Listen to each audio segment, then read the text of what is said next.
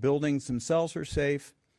And as George pointed out, the critical aspect is that you may drive by this on A1A and it may look like it's safe and sound. But unfortunately, we're not seeing what's happening from the ocean side. And when you start looking at these, and if you have some of the older construction, which does not necessarily meet the standards that are in place today, that can result in a great deal of damage that is not visible to the eye. The main thing is we want to make sure that these things are safe and sound. So there will be this preliminary analysis where we will be going in and documenting what we see and allowing for those who can return to return. Those who are not able to, we will work with them to address their sheltering needs in the future. Other than that, right now, we're just going to have to go through and get all the data and get all the information available so that we can make the necessary decisions for the safety of the public.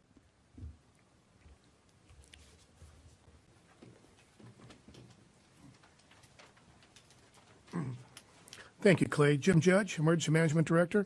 Just a quick update on the weather. We still have some pretty breezy conditions out there from 20 to 25 miles an hour.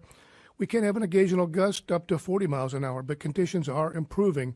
And we hope by early this evening that a lot of the winds will have subsided and moving out of the area. We do anticipate only about a half an inch of rain over this evening. However, into tomorrow and even into the weekend, we can continue with some gusty conditions and an occasional rainfall, but we don't anticipate that rain to be anything significant. We are under a tropical storm warning still, and also coastal flood warning. And again, as has been mentioned by the manager and Mr. Clay Irvin, you know, those conditions along the Halifax River and certainly along the beaches are continuing to be quite dangerous. But to wave action, you know, we're still up 10 to foot breaking waves all along the coast, so very dangerous conditions there. Astor has gone back up to major flood stage.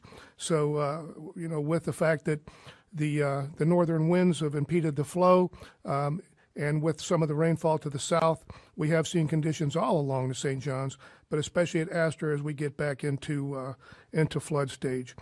We will again experience a high tide this evening at 9:42, and again we're looking at a full moon.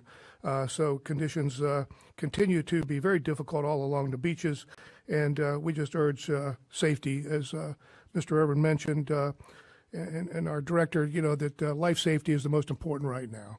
So be smart about what you're doing, stay home, stay off the roads, and let us do our jobs out there.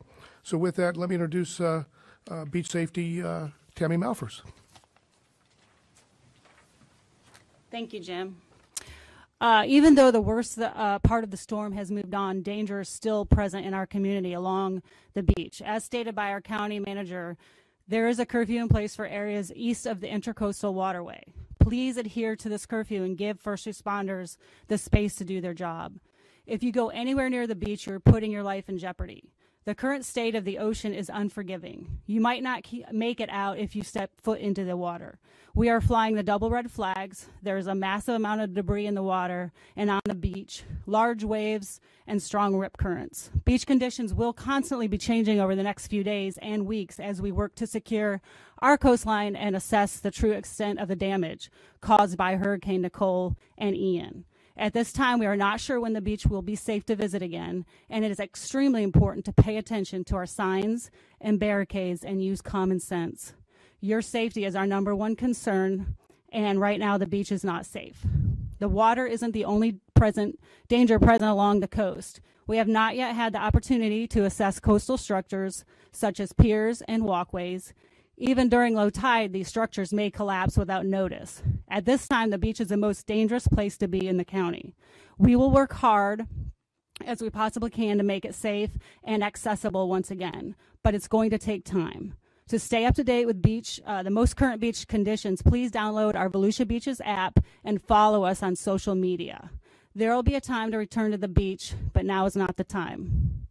And now I want to turn it back over to our Community Information Director, Kevin Captain.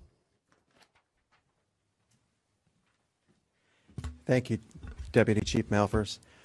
So just to recap, a curfew is in effect until 7 a.m. tomorrow, November the 11th, for all areas east of the Intercoastal Waterway. Other than officials conducting an assessment and inspection of our coastal properties, there should be no one going near the beach. This includes staying away from all coastal structures. To go anywhere near the coast right now is risking your life. And finally, as Mr. Rechtenwald and Mr. Irvin have indicated, please be patient and allow the appropriate authorities time to assess and inspect the structurally compromised properties on our coast. The damage to our community has just received something we've never experienced before. So we ask, please, don't risk going in or near the property along the coastline until it has been deemed safe by the appropriate officials. And as Mr. Judge indicated, we're going to have another high tide this evening, influenced with a king tide, so there could be more damage. At this time, we'll take questions.